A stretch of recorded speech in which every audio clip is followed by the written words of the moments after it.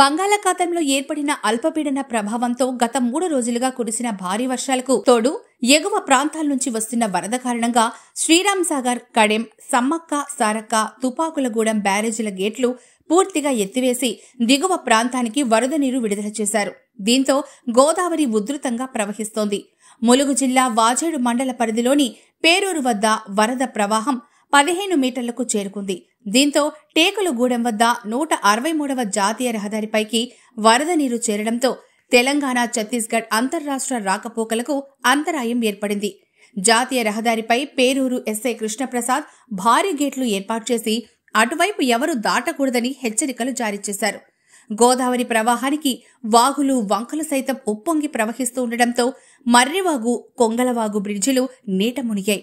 దీంతో పలు గ్రామాలకు రాకపోకలు స్తంభించి రవాణా సౌకర్యం నిలిచిపోయిన పరిస్థితి ఏర్పడింది. ప్రభుత్వం సహాయక చర్యలను వేగవంతం చేయాలని జిల్లావాసులు కోరుతున్నారు.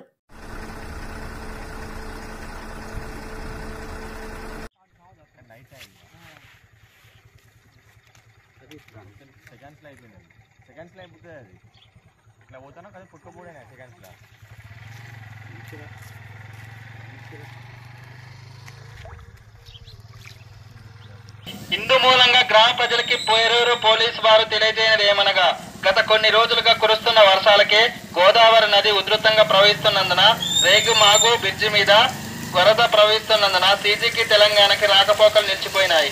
మరియు మర్రివాగు బ్రిడ్జి మీద వరద ఉధృతంగా ప్రవహిస్తున్నందున పేరూరుకు చండ్రుపట్లకి మధ్య రాకపోకలు నిలిచిపోయినవి అని ప్రజలు గమనించగలరు. అదేవిధంగా పశువులను మేపడానికి అడవికి వెళ్లకూడదు, గోదావరి నదికి చేపలు పట్టడానికి వెళ్లకూడదు, మరియు గ్రామాల్లోని వీధి స్తంభాలను ముట్టుకోకూడదు. పోలీసు వారు ఇచ్చే సూచనలను పాటించగలరు. అందరికీ ధన్యవాదములు. ఇట్లు